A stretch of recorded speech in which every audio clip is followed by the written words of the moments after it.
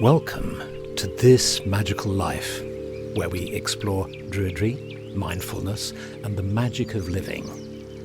I'm your host, Philip Carr-Gomm.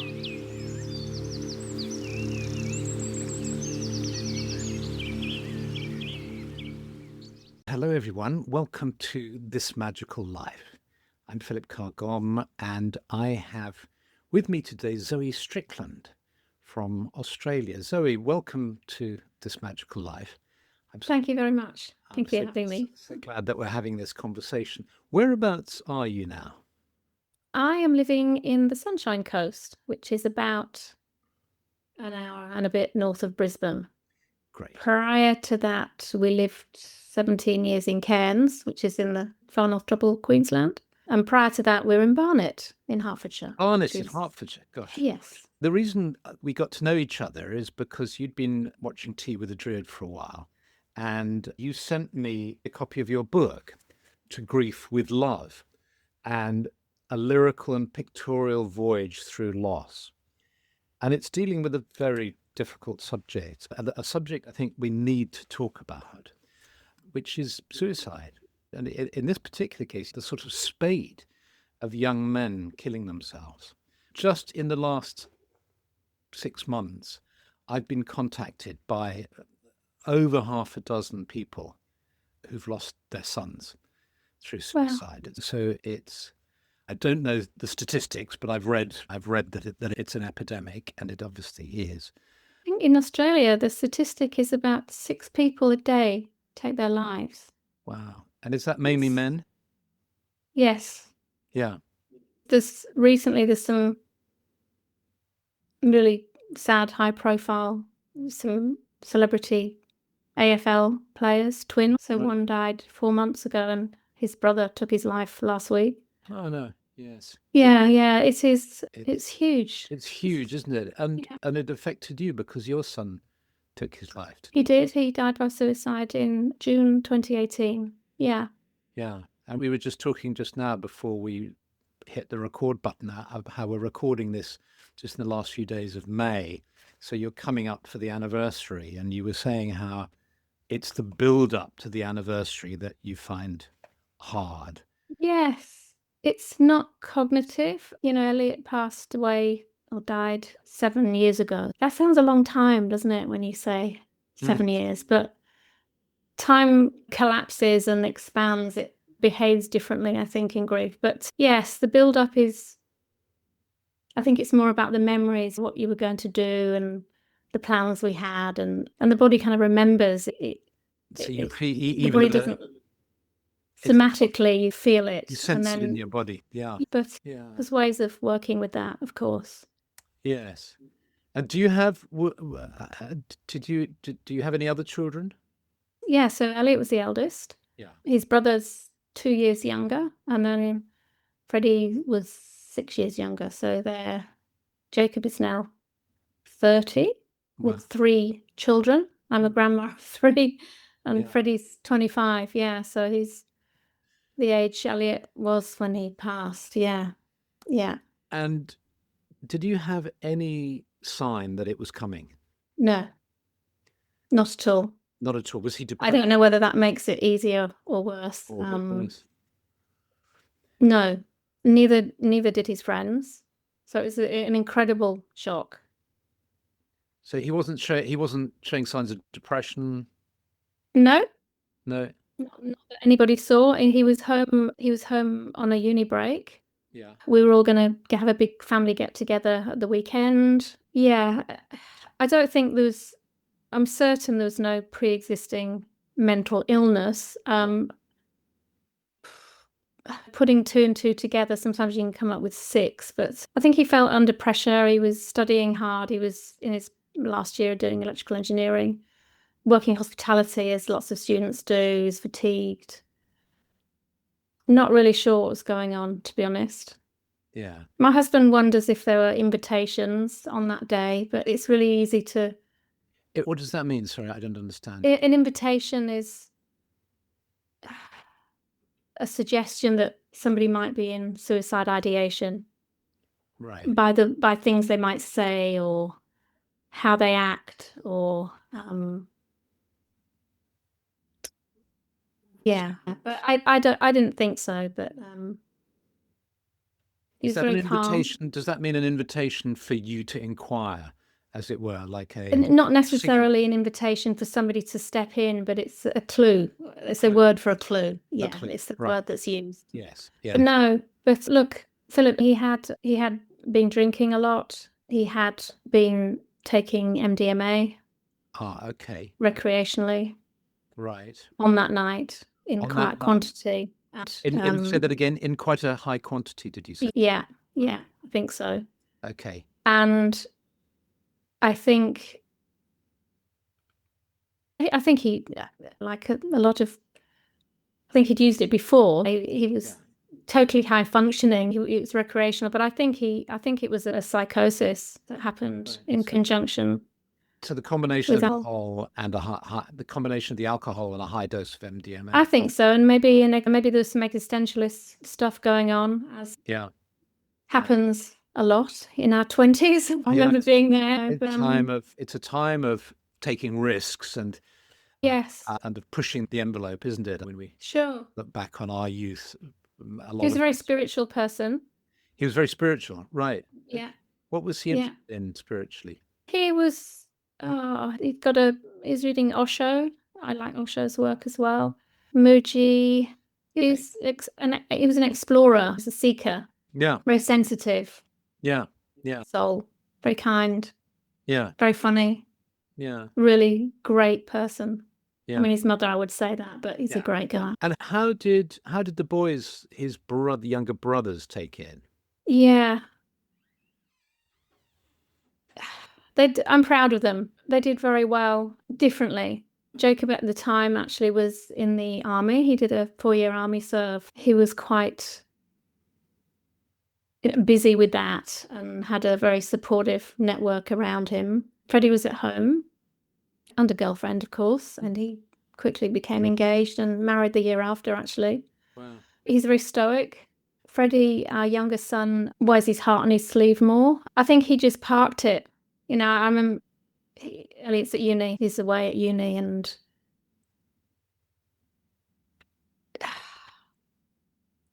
You think he somehow didn't take it on board he fully? can, yeah. And then he went off and went off yachting, actually, which is all very exciting. Aside from COVID happened the month after he arrived, he was in Europe we didn't see him for 2 years, obviously, because he couldn't get back. So but he did really well, and a lot of distraction, hard work.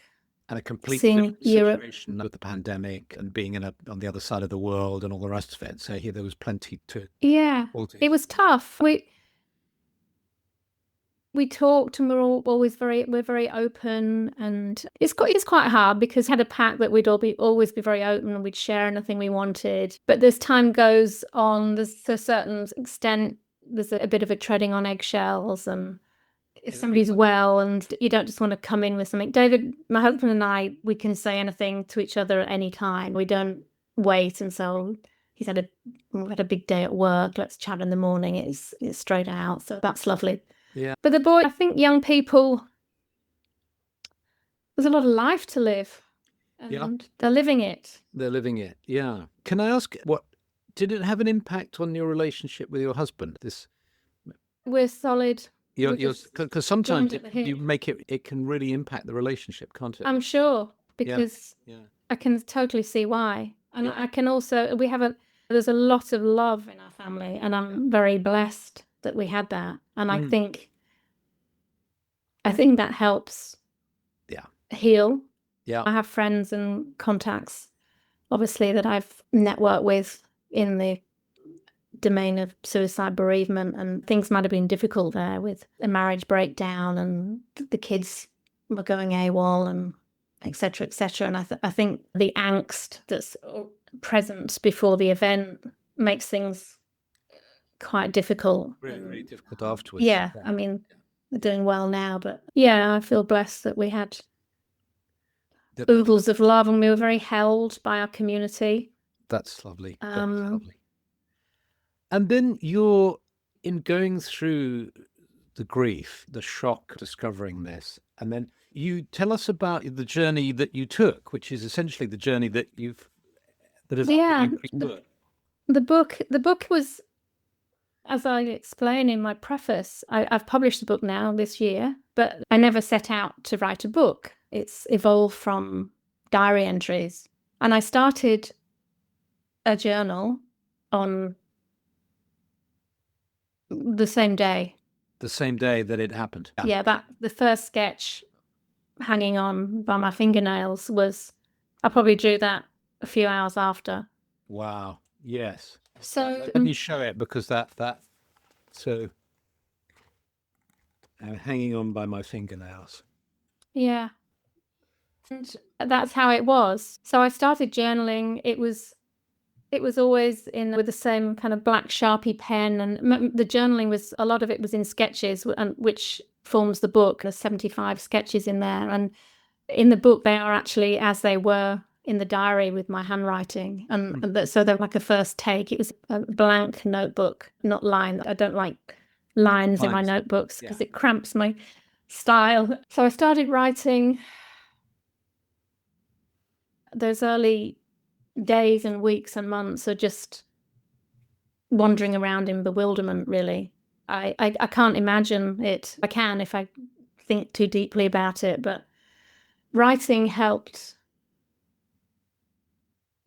I felt split in two. There's myself, who wanted to carry on being a mum, supporting the boys. Yeah. You know, I felt like I wanted to see them through this, so I had to keep myself together, and I wanted to. So I think having the diary was a place where my grief self could roam. Yeah. It's my other self, so that I could carry on being me. Yes. And the catharsis that happens with writing for no reason. I wasn't writing to write a book at all. It was just, I just hurled things in there. Some days they might have been interesting synchronicities I might have felt, because I had a strong connection spiritually with Elliot, which happened from the very get-go. So I journal that, and little signs you think, oh, really? And you look back on them, it's like, wow. And I'd write to him. So, because that relationship that's suddenly cut off is so unnatural, and your whole being is still connected. So it felt very natural to write to him. And it was a way of continuing your relationship, as you say. Yes. Yeah. Yes. I did have another diary for him, because I wanted to keep the dark shit out of his diary. Okay, so you had another one. So I wrote the sweeter things to him in that diary, and the poetry and the musing and the prose was in my diary. And the way the book came about was because, I have great admiration for people that quietly and stoically go about their grief. I felt I wanted to shout about mine. And then at what point did you think this could be of help to other people, and that therefore Yeah, okay. So I started, obviously we were in a small community, so and I had a business. I was teaching at the time hypnobirthing and mindfulness meditation, and running workshops. So I had a kind of a presence on social media because of my work and what have you. So I started sharing my sketches with the little comments that are attached to them. Yeah. And they just seemed to meet other people in the moment. And I was encouraged to keep going and keep sharing them. And people would write to me and say, oh, I so relate to that. And that image just said everything in a few words. And so I did keep sharing them. And my friends said, you have to publish this. And they nagged and nagged me. So I did. So when we moved down, when we left Cairns, which was a big move, we were 3 or 4 months here settling in, and no work on the horizon. So that's when I actually wrote it and brought it together and added some narration and what have you. Yeah. Did your move have anything to do with Elliot's death? Did you want to be somewhere else? Maybe unconnected? Yes, I think so. So initially not. We were, I think it doesn't help just to move, you need to kind of be with it. Elliot died in our road. That was quite poignant. Yeah. Toing and froing all the time. But in some way, we felt him very present there. And the park was just adjacent, and we'd walk the dog around the park. It felt wholesome. I know that's probably hard to relate to for people. Wholesome to stay or to leave? To stay initially. Stay yes. initially, yeah. Yeah, Absolutely. and then our other son moved down to the Sunshine Coast, and Freddie was away, and it just all felt very organic to change things up. I think change is good when you're ready. It felt good. And I'd just like to mention that I was having listened to, I think it was it last week? It was a tea or a Magical Life about how connecting with Druidry and its philosophies can help in sorrow. And you hit the nail on the head there, connecting with time and place in a Druid context helps take you out of yourself. Yes. And you're connecting with the rhythms and the cycles, which are the same. They keep going. And so I found that here, being with the nature and the birds. And we don't have so many seasons here, but there is a rhythm. Yeah, we've just gone into autumn and we've ordered our Nordic socks. So when it gets to 17, we get chilly. Yes, exactly. I think one of the reasons why I think the book works is so effectively is because, for a start, you've got on it's always on the left, isn't it? The left page is a picture, and the right page is text. So you're doing this lovely sort of left brain, right brain, appealing to and so it kind of touches you, and also the text is, if I just to give the viewers an example, we're going to show you this page here. Now the trouble is, when I hold it up, I can't see it myself. So maybe you'd like to read out the. I can see. Yeah. It says, "And where am I now? It's less complicated. I just miss him. I bring this work to a close, and though it's never finished, equally there's a point when I know where to stop. Looking back through my diaries, I feel like I've travelled far. Grief is often present in my head and resident in my heart, but it no longer sinks me. It's like the laundry. I do it most days. Some days it's a light load, others a heavier wash. But I can hang out to air, let her waft gently in the breeze, gather her in, fold her up and carry her. I gave my grief to Doodle Lady to share, so it didn't own me. Perhaps in sharing my diaries, we are ready to become one now, and perhaps that's where new learning begins." Lovely, lovely, and I love the way you talk about grief as her.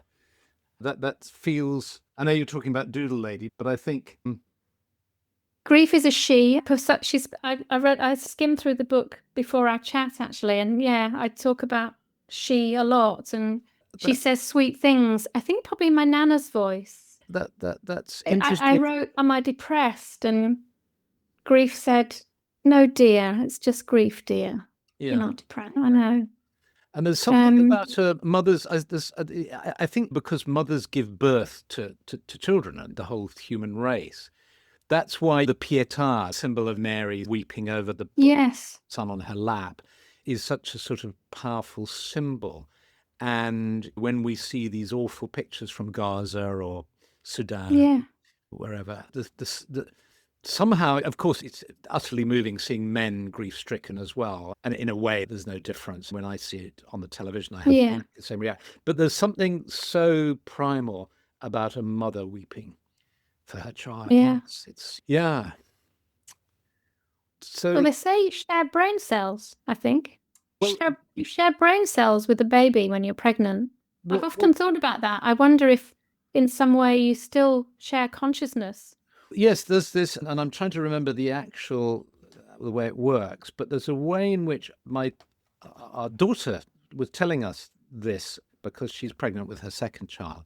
And so she's been reading up a lot about that. And she was saying how when a mother gives birth, some of the baby's B cells remain within the mother.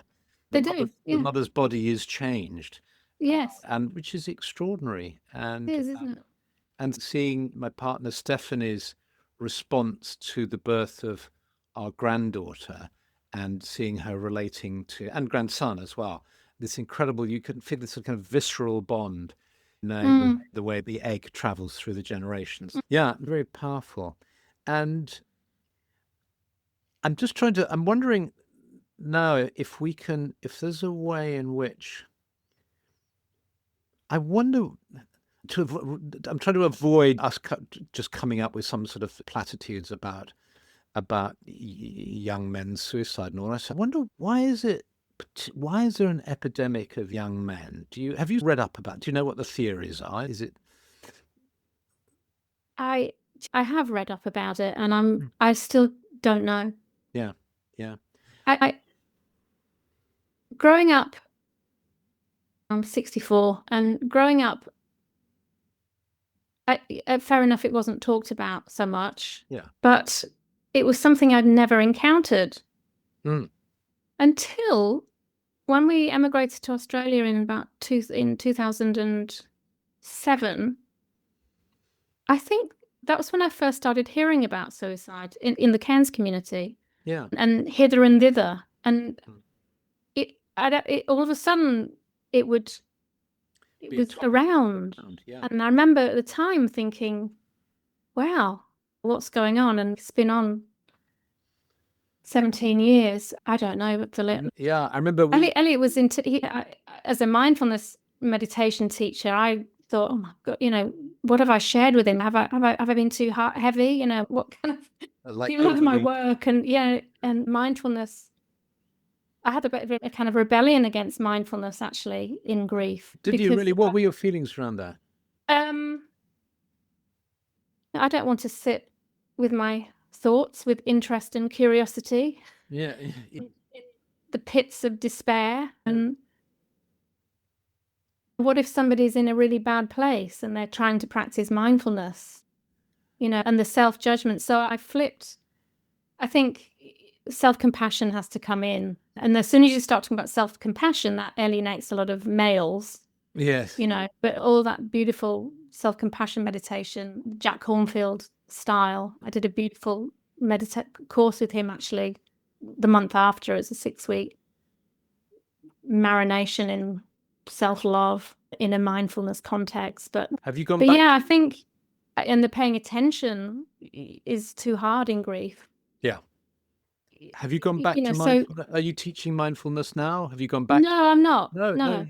I changed tack. I retrained as a florist, Oh, which brings me huge joy. oh, how lovely. How lovely. 3 years ago, I retrained. I think I do meditate, and it's something I might do. I facilitate creative workshops as well, where we start with a kind of connection to presence, and I run grief workshops where we make wands. You make wands. Yeah. Oh, oh gosh, that's very druidic.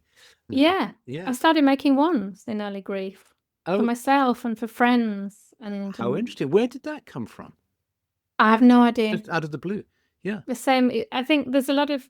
It always sounds a bit fluffy when you say this, but there's certain things happen. They're like downloads. I think when you're in grief, that early, you're walking in a liminal space. Yeah. I think. Yeah. And the fog. People say, "Oh, it's awful, my foggy brain." There's benefit from that. I think it's an endorphin response to shock, isn't it? Which on a clinical side, but yeah. you can, if you allow yourself to be, if you have the luxury of allowing yourself to be in the slow lane and be intuitive, you kind of gravitate to the interesting things that you might not normally, and they're the things that heal you. Yes, it's almost as if your sort of defense structure gets blown up at some level. And so whilst the downside of that is obviously fantastically painful and uncomfortable, an upside can be the influx of material from, however you want to term it, the higher unconscious, your intuition, your soul, the spirit world. Sure. Yeah, that's how. I mean, I think no person in early grief wants to hear this, but it changes you in a way that is of benefit. That's interesting to hear, because there's this very interesting phenomenon, what's called post-traumatic growth. Yes. Post-traumatic growth, the percentage of people who report that they have benefited from or grown psychologically, spiritually, as a result of the trauma, which is not justifying or excusing the trauma in any way or wishing it hadn't happened. But nevertheless, they report that is really quite high. But post-traumatic growth, and that's what you've alluded to there, isn't it? Sure. Yeah. I would say in a heartbeat, I would stay ungrown and have him back. Yes, of course. But I think the post-traumatic growth requires participation. Engagement with it, which is what your book is Yes. helping people. So it's, I think, look, I had a fantastic psychotherapist who I saw straight away, who introduced me to Druidry, as it happens. Oh, that's lovely. And I also had EMDR. That was helpful, was it? Very. Yeah. I think so, yeah. I don't want to analyze it too much because, Yeah. but she helped me. The grief room door, which is on the front of the book, was a first session. That was the sort of your grief room door. That was your sort of yeah. It was a place. I'm terrified of opening the door, looking in, and she was like, "Oh, well, just open it a little bit, and poof, we'll get a bit of air in here." And did she use that as invited me to take a wise wizard in with me, and really, yes, yeah, an ally to accompany you in. Yes. Yeah. So I can't remember where we were going. Post-traumatic growth and so doing the work. Yes, you have to do the work. And having the support, either with a grief counsellor or therapist, whatever, friends, whatever, partner, to go into that liminal space of such rather than going into extreme denial or medicating. I think for me, one of the learnings, the deep learnings, and quickly, were this is not something that can be fixed in the head. Yeah. There is a side where I wanted to explore suicide and suicide ideation, and I did safe talk and mental health first aid, so that side of it. But it was healing the heart and the soul and the psyche, really, and also making friends with the dark. I'm naturally a kind of bright and breezy person, light spirit, and hadn't encountered anything horrific in my life to that point. Lucky me. And I think as a family as well, it was always cheerfulness and stiff upper lip, and come on, keep calm and carry on, darling. It was a big journey for me to actually allow myself to marinate in some deep books. Thomas More, Dark Night of the Soul, and that his beautiful quotes, "Let night be night." It has its own spirits. And it's when you hone your night vision, when you allow yourself. How was your experience of sleep? How did that change? Did it change? I'm blessed with good sleep. Right. As a child, I was known as the dormouse because I was so many. I am blessed with good sleep. Thinking back though, early times, difficult. Yeah, you beg for sleep for sure. Interestingly, my dear friend, there's some interesting synchronicities. She's an old friend in London, and she actually was a friend of my husband in their youth, and we met through her, and we lost a bit of contact. And unbeknownst to me, she's CEO of a suicide awareness prevention charity in Hertfordshire called the OLLIE Foundation. One life lost is enough, I know. Right. So she's been very supportive, and the time difference between the UK and Oz was helpful. We message chat through the night, and yes, she was always there for me and for David indirectly. That's good, because a good suggestion, actually. Let's give some resources. What we'll do is we'll put up with the notes for this how people can find your book, and also the OLLIE Foundation and any other resources from your personal experience you think would be helpful to people who are going through what you've been through. I have at the back of the book, there's a list of books you share with trepidation, don't you, because we're all so different. But at the back of the book, I share resources that help me, and actually the quotes that are in the book, which are other people's wisdom's quotes, they met me. I didn't go back and add those. They did actually meet me in the moment, on the way, as it were. Sketching some beautiful quotes that found me, which invited me to go and explore their works more fully. Okay. Yes. Yeah, there was one particular book which I did read very early on, actually, and you've probably heard of it, by Megan Devine, Okay That You're Not Okay. No. Would you say if somebody was going through what you were going through in the early days of your grief, is that the one? Is that the book that you? Yeah, that's the one I picked up straight away. Yeah. It's okay that you're not okay. Good. Yeah. Okay. Look, we'll list that. And thank you so much, Zoe. I think this has been really helpful for us to talk. I think the more people talk about difficult things like this, the better. Yeah.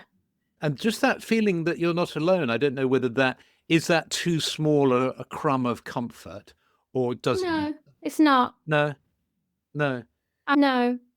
We are such extraordinarily social beings, aren't we? That whenever, if you get ill or you have some symptom and you Google it, that 100,000 people have got the same symptom. Yeah. There's an immediate feeling of relief. Oh, I can relax. We don't want to be the only person who's been through this terrible suffering. Yeah. And it does give us comfort. And knowing that there are people you can talk to and people who can help you and books that can help you. And it's very personal, isn't it, as well? Yeah. The talking to, I would invite people to therapy.